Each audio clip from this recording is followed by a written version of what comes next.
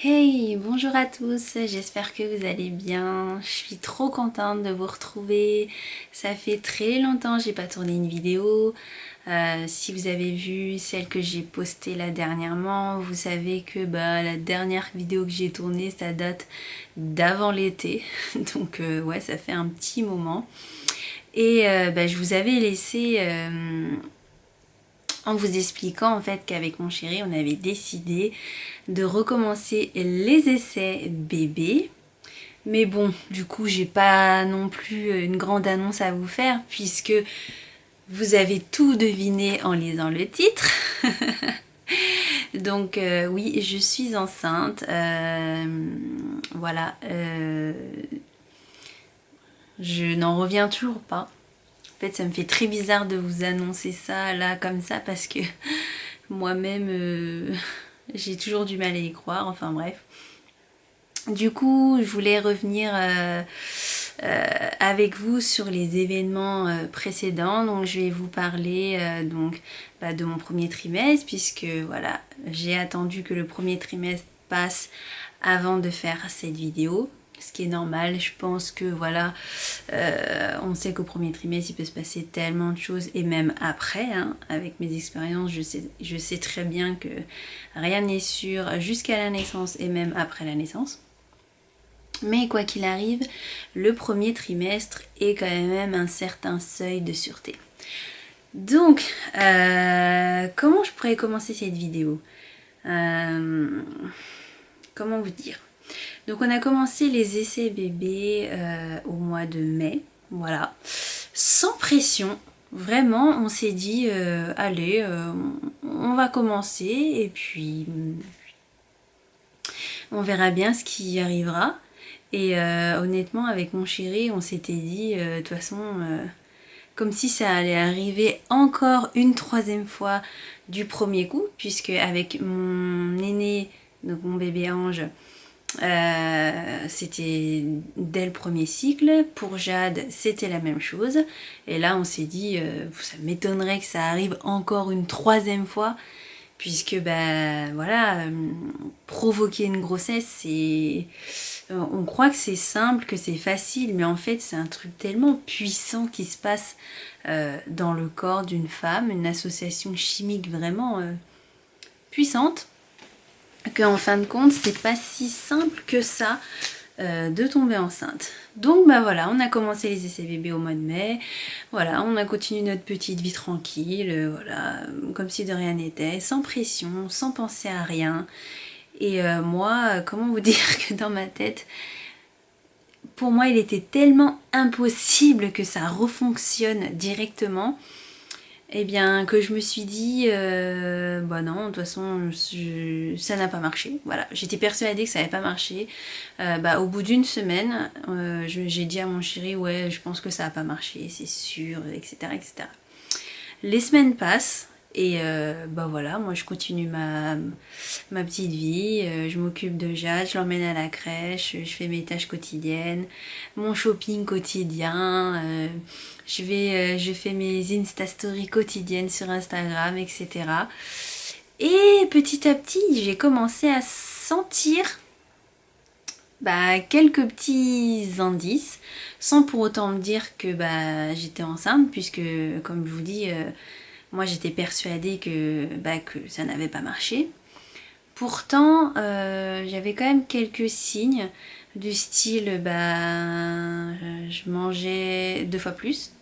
alors que si vous me suivez sur Instagram, vous savez que mon régime alimentaire s'était quand même beaucoup réduit. Je vous partage énormément mes repas au quotidien. Et vous savez que je mange énormément de légumes, beaucoup de soupe le soir, etc. Que j'avais perdu beaucoup de poids. Et du coup, là, c'était vraiment plus suffisant pour moi. J'étais obligée de manger beaucoup plus consistant et aussi 2 fois plus en quantité. Du coup, il y avait eu ça, c'était le premier signe, mais moi j'ai pas spécialement fait attention à ça puisque je suis quelqu'un d'assez gourmand en général, je mange bien.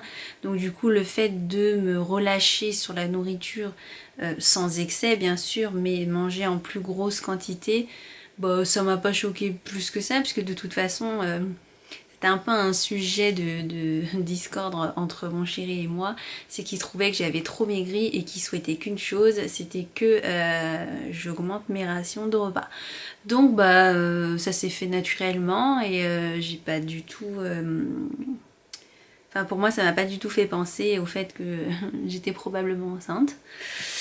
Voilà, ensuite, second signe. Et j'ai remarqué ça en fait, c'était le premier week-end des soldes, donc c'est-à-dire fin juin. Avec mon chéri, on est allé faire les soldes pour lui. Et merci la bouche. C'est bien sur moi. Donc on est allé faire les soldes ensemble. On y allait de bonne heure, dès le matin, puisqu'on dépose Jade à la crèche. Et après, on y va directement, puisque bon, on n'a pas non plus beaucoup d'heures devant nous, puisqu'après, il faut récupérer la puce à la crèche et tout ça. Donc on y va, il était aux environs de 10h30 et moi j'avais une faim, mais c'était terrible, j'avais très très faim et j'avais envie vraiment de salé, de sandwich à la rosette, de panini, de burger, enfin bref, crêpes salées. Alors cette mouche elle m'embête. J'avais vraiment envie de choses très consistantes et mon chéri il me dit mais c'est pas possible d'avoir faim comme ça dès le matin, enfin... Et moi je lui dis écoute je sais pas, j'ai très très faim, il faut que je mange. Voilà. Donc ça c'était le deuxième truc. Troisième signe, c'était le week-end suivant où j'étais allée faire... Non, le lendemain je suis allée faire les soldes avec ma meilleure amie, ma croquette d'amour. Si tu passes par là, un bisou. Donc on y est allé et j'avais faim, enfin c'était terrible. On a mangé libanais et j'ai englouti le truc mais comme si j'avais pas mangé depuis 10 ans. Et elle me dit mais si t'es enceinte c'est pas possible, ça a marché. Et moi je lui disais non, c'est impossible, ça a pas marché, c'est sûr, ça n'a pas marché. Donc, la manière vraiment, j'ai jamais senti une faim comme ça, c'était bizarre. Vraiment très étrange. Voilà, et puis le quatrième signe, alors ça c'est le genre de signe quand ça t'arrive et que tu es potentiellement en démarche de faire un autre enfant. Quand tu le ressens, c'est un peu indéniable. Mais moi, vu que j'étais dans le déni, si vous me voyez faire ça, soyez pas... ne vous posez pas de questions parce que j'ai cette mouche qui m'embête depuis tout à l'heure. Enfin. Donc je vous disais, le quatrième signe, c'était qu'on était en route pour aller je sais plus où. Je crois que Jade était malade et on allait chez notre généraliste. Et je me suis pris une bouffée de nausées, mais horrible. Mais quand je vous dis horrible... C'était exactement le même type de nausée que j'avais eu pour mon aîné. Et là, je me suis dit, mais c'est quoi ces nausées? Mais c'est dingue! Ça m'a tellement pris d'un coup, ça m'a tellement surprise que j'ai dit à mon chéri, là quand même, c'est bizarre que j'ai des nausées comme ça. Et ça avait duré toute la journée. Et j'ai dit écoute, on va aller acheter un test de grossesse. Je lui ai dit moi j'y crois pas du tout, je sais que je suis pas enceinte, mais voilà, on va quand même faire le test de grossesse. Donc nous voilà partis, on a acheté le test de grossesse, on se retrouve au lendemain matin. Je fais ce fameux test et là, il vire direct au positif. Et là, mes yeux s'écarquillent. Ils sont presque sortis de leur orbite, je crois. Vraiment, c'était écrit enceinte 2-3 semaines. Moi, je prends toujours le digital. Oh, mais c'est pas possible. Je prends toujours le digital, vous savez, le Clear Blue, là. Parce que moi, je veux que ça soit clair. Sur écrit enceinte, pas enceinte. Enfin, j'ai pas envie de prendre les tests barres parce que des fois, les barres sont là sans être là. Enfin, bref. Moi, je veux du clair direct. Donc, c'était écrit enceinte 2-3 semaines. Et j'étais avec mon chéri, je lui dis regarde, je lui dis non mais regarde. Alors tous les deux on était abasourdis, on s'est dit mais ça a marché direct quoi, on était vraiment choqués. Après je vous ai pas précisé que moi j'ai aucune contraception en fait. Ça fait presque oui 8-9 ans que je prends plus du tout de contraception, donc je sais pas si ça y joue quelque chose là-dedans, mais voilà, je prends pas de contraception.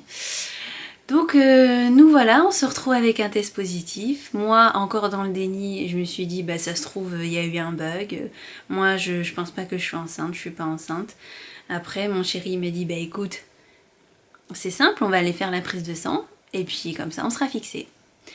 Donc je me retrouve, moi j'avais pris à l'avance en fait comme on avait prévu de faire, voilà, de concevoir un autre enfant. Moi j'étais allée voir mon généraliste avant pour qu'il me donne des prescriptions pour aller faire des prises de sang et aussi pour voir si j'avais pas, enfin pour faire un bilan complet, voir si j'avais pas de carence ou quoi. Donc du coup j'avais déjà mes 2 ordonnances sous la main. Je suis allée au labo, j'ai fait la prise de sang. J'ai eu les résultats dans l'après-midi même. Et là,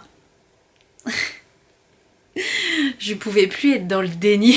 C'était impossible. Le taux, il était tellement élevé que je me suis dit, mais il y en a combien? Enfin, je sais pas, ça m'a surpris ce taux. Et du coup, j'ai attendu les 48 heures, j'en ai fait une seconde. Pareil, le taux avait bien doublé et tout. Donc là, bah, j'ai dit à mon chéri, bah écoute, il faut qu'on... On était un peu pris de court en fait, parce que voilà, si vous avez suivi toutes mes précédentes vidéos, vous savez que je suis en grossesse pathologique, donc grossesse à risque, que je dois me faire cercler et qu'il y a énormément de choses à mettre en place. Enfin, on avait prévu en fait de s'installer chez mes parents, donc qui habitent à 400 bornes de chez nous. Donc de base nous on vivait en Île-de-France, donc vu que je suis enceinte, vous savez que j'ai tout plaqué, qu'on a tout plaqué pour aller s'installer chez mes parents le temps de la grossesse. Donc on est parti en province. Mais entre temps, avant que tout cela se fasse, bah évidemment on peut pas tout claquer comme ça du jour au lendemain, c'est pas quelque chose qui se fait aussi simplement qu'on le dit.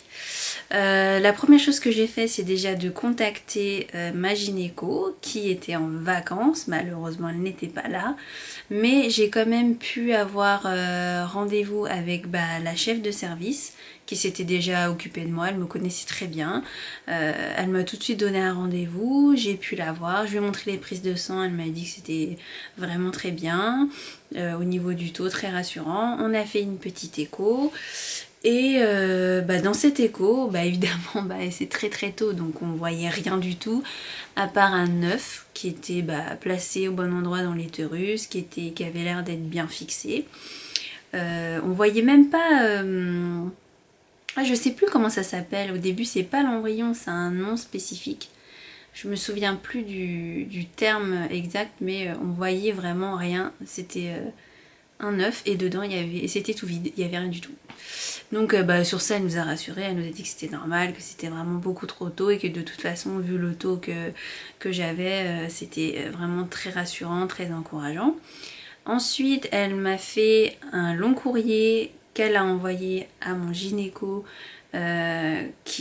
au prochain gynéco qui allait prendre la suite du coup pour le suivi.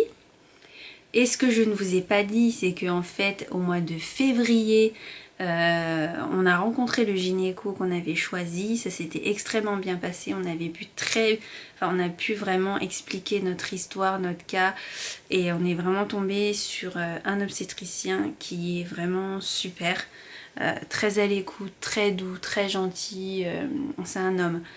Et vraiment qui va au-delà de ses fonctions de médecin, et je trouve ça vraiment exceptionnel de nos jours, hein. Je pense que je dois pas être la seule à être déjà tombée sur des incompétents, voilà. Mais enfin voilà, donc on avait trouvé un médecin qui était très très bien. Je m'embrouille dans mes paroles, je sais plus ce que je disais. Donc voilà, je me retrouve enceinte. Le courrier a été envoyé donc à l'hôpital où j'allais être suivie. Et nous, en attendant, on s'est dépêché de tout déménager, tout simplement.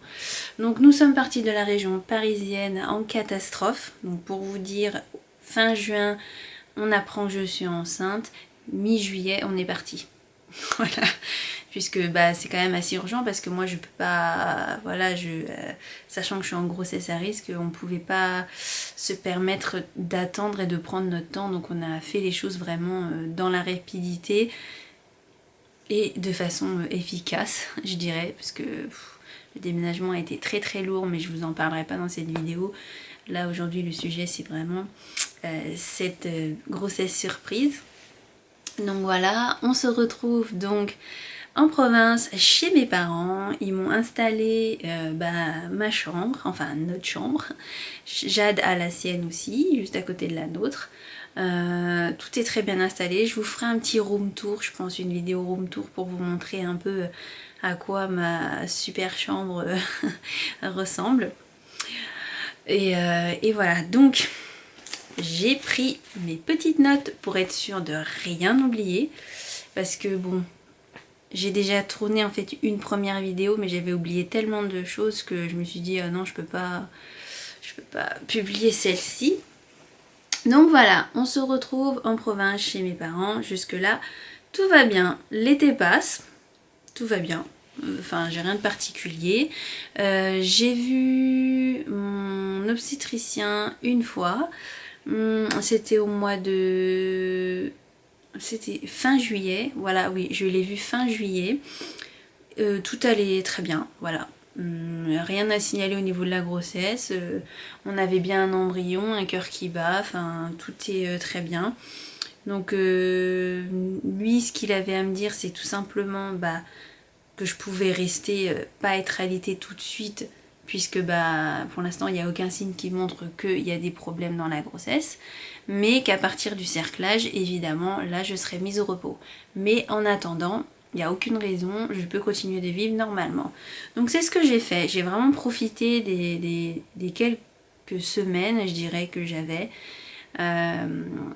avant que tout bascule. Mais avant que je vous parle de ça, je voudrais vous parler du coup de tout ce que j'ai ressenti durant ce premier trimestre en termes de symptômes. Par exemple, au niveau des symptômes, j'ai eu des nausées horribles, vraiment horribles pendant, je dirais, jusqu'à la fin du 3e mois. C'était vraiment horrible.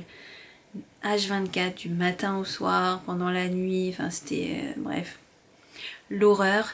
Plus des vomissements en plus de ça. Alors là, j'étais madame vomito, nausées, vomi, enfin fatigue aussi, beaucoup de fatigue. J'ai noté, j'avais un odorat surdéveloppé, et c'est toujours le cas maintenant. Je sens les odeurs, mais en puissance 1 milliard, donc je vous dis même pas tout ce qui est odeur de lessive, j'ai horreur de ça. Le parfum, tout ce qui en général est censé nous faire plaisir, sentir bon, la nourriture, tout ça, je supporte pas, c'est terrible, et ça me donnait des nausées, mais vraiment monumentalement horribles. Et là, je vais vous parler d'un truc pas très glamour, mais j'avais énormément... j'avais un excès en fait de production de salive. Et ça, oh my god. Ça, pour moi, c'était pire que les nausées.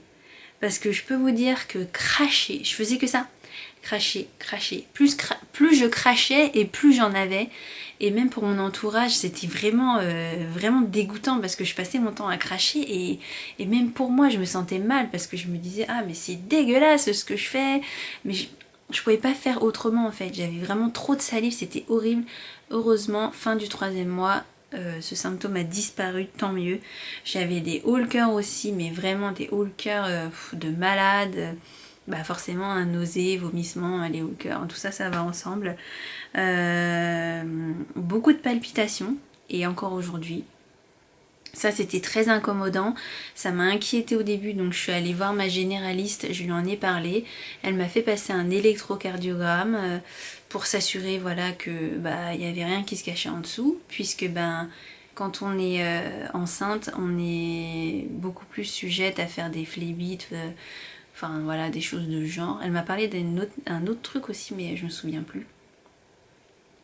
Voilà, rien à signaler, tout va bien. Elle m'a dit que de toute façon, le flux sanguin est tellement beaucoup plus fort quand on est enceinte que le cœur est obligé de pomper beaucoup plus fort aussi pour, comment dire, pour faire circuler tout ça. Et mes palpitations du coup viennent de là.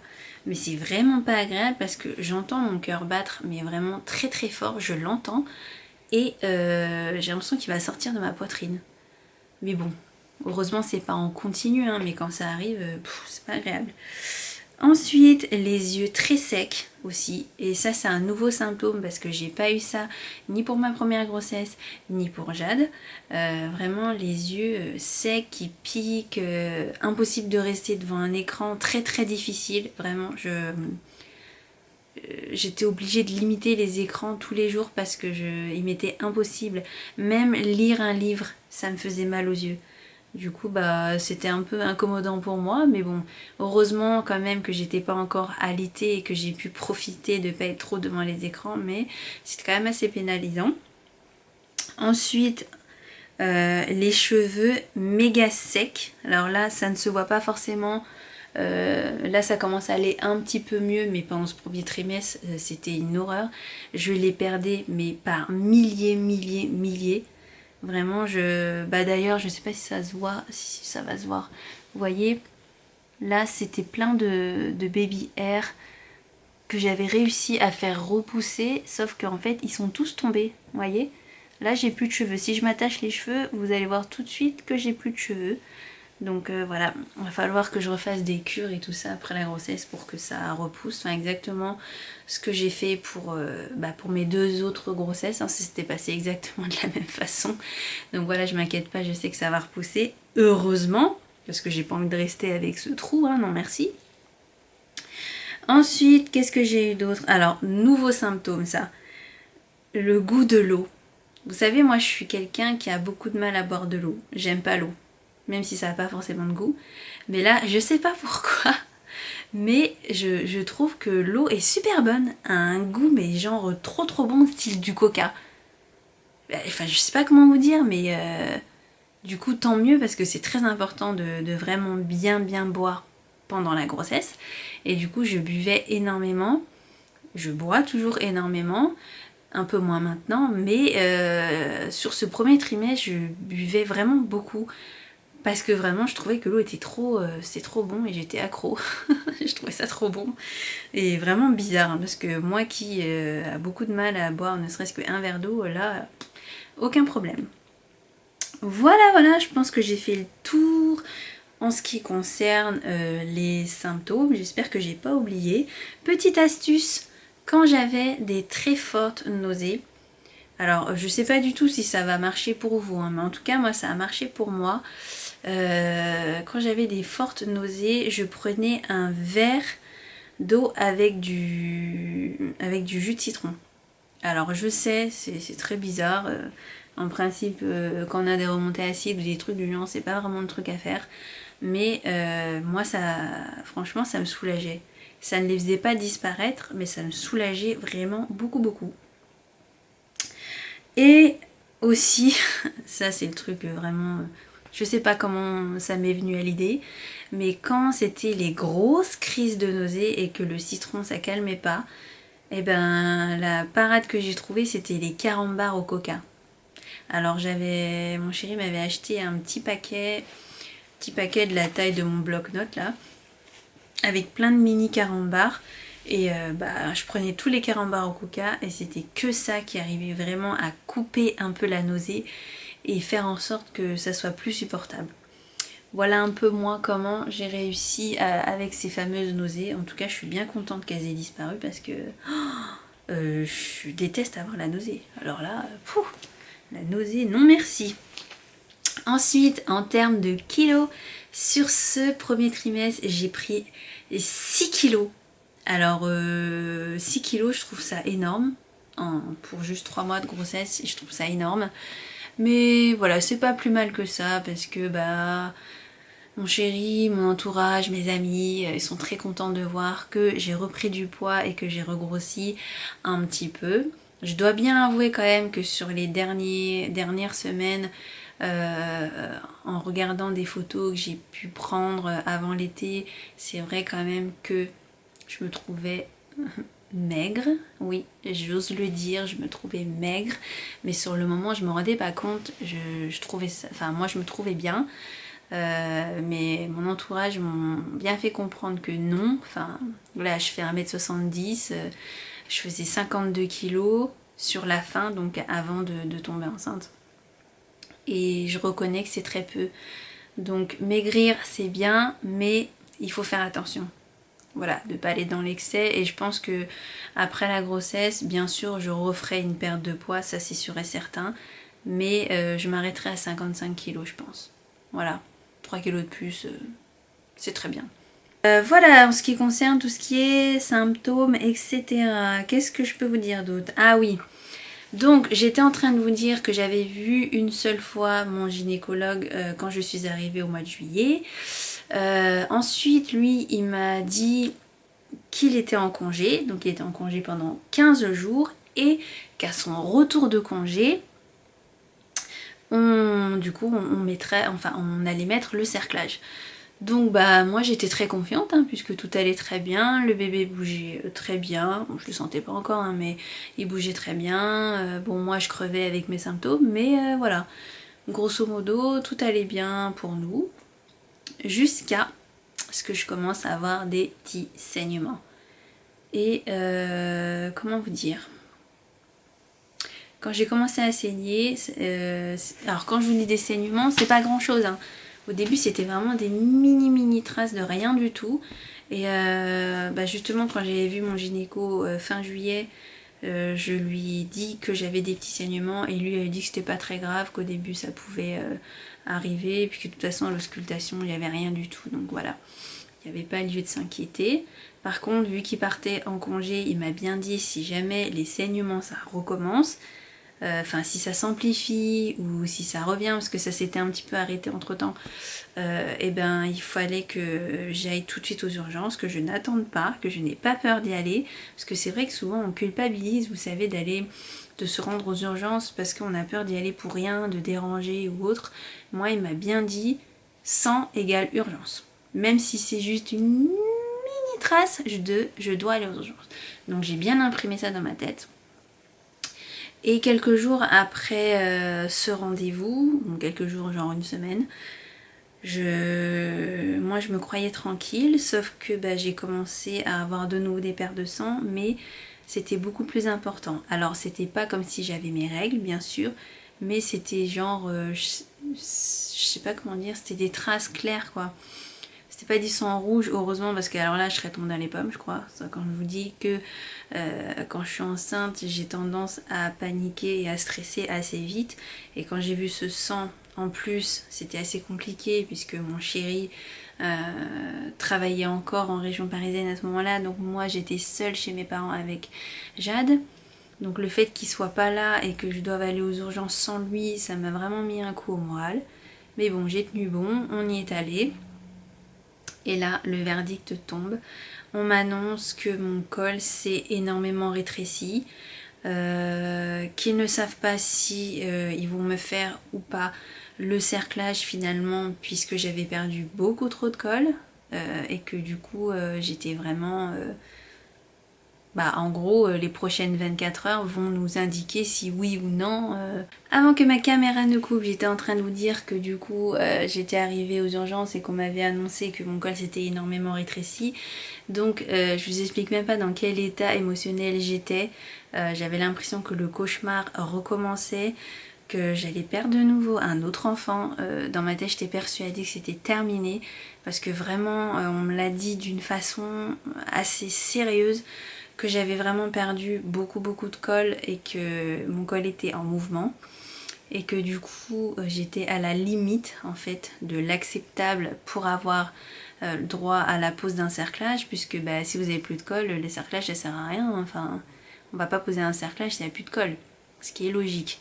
Donc on m'a mis en hospitalisation directe. On m'a expliqué que pour nous les prochaines 24 heures seront décisifs.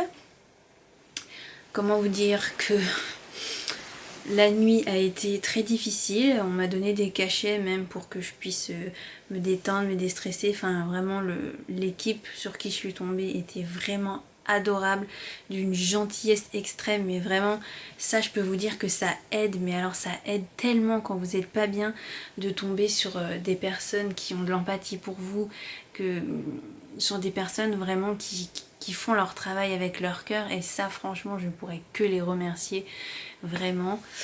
Donc malgré que la situation était difficile, le personnel aidait quand même beaucoup. Entre temps mon chéri m'a rejoint le lendemain et heureusement parce que j'aurais jamais pu affronter ça sans lui.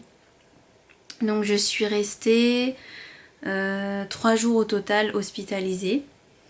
J'étais extrêmement fatiguée, je sais plus si je vous l'avais dit dans mes symptômes, mais oui, j'étais très fatiguée tout le trimestre, très fatiguée.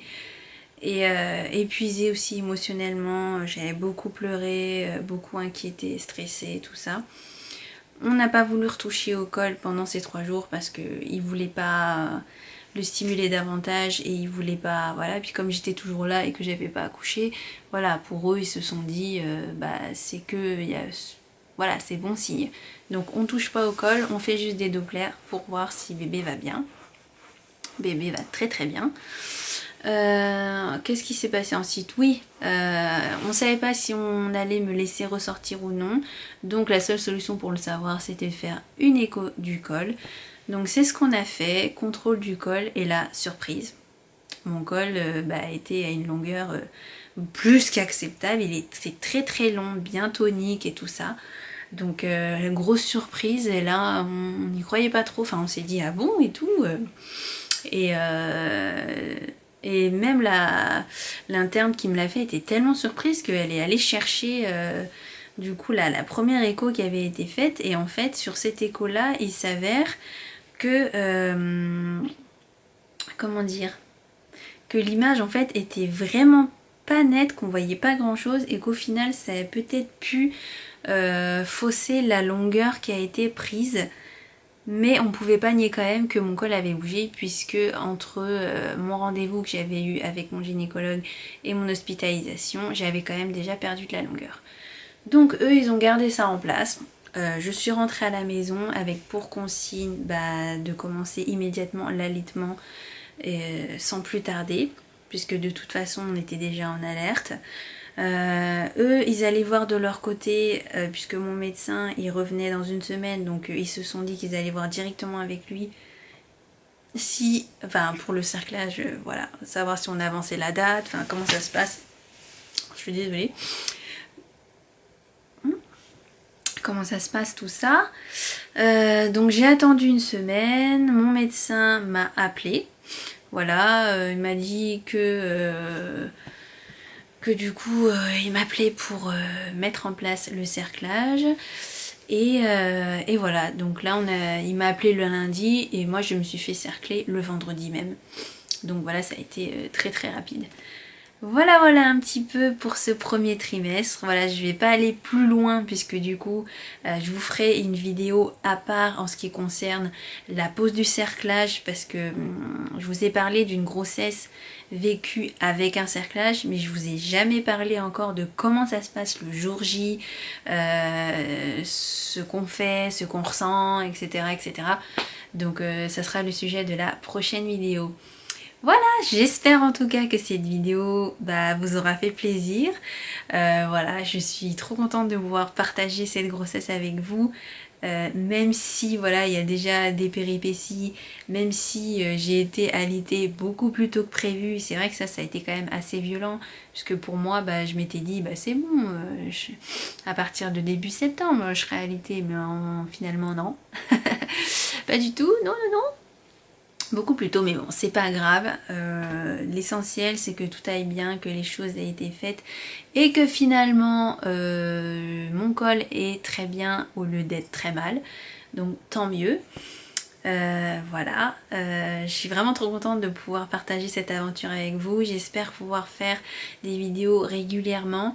En tout cas, rejoignez-moi sur Instagram puisque vous allez pouvoir avoir des nouvelles très régulièrement de moi, parce que c'est vrai que sur YouTube, voilà, il faut filmer, il faut monter la vidéo, et ensuite il faut la mettre en ligne, etc. Donc dans mon état, voilà, je suis souvent très fatiguée, donc c'est pour ça aussi que je mets du temps à faire des vidéos, mais en tout cas, soyez-en sûrs, je vais partager toute ma grossesse avec vous. D'ailleurs, vous êtes de plus en plus nombreux à vous abonner à la chaîne, donc je peux que vous dire merci et bienvenue à tous les nouveaux qui nous ont rejoints, et merci aussi à ceux qui sont déjà là depuis le début. Vous êtes de plus en plus aussi à commenter et à me soutenir, à me donner beaucoup d'amour, voilà, sur ma vidéo sur la fausse couche tardive et tout ça. Sachez que ça me touche énormément. Donc voilà, j'ai qu'un mot à vous dire, c'est un grand merci, merci, merci, merci, merci. Et je vous dis maintenant à très très très très très très vite pour une prochaine vidéo.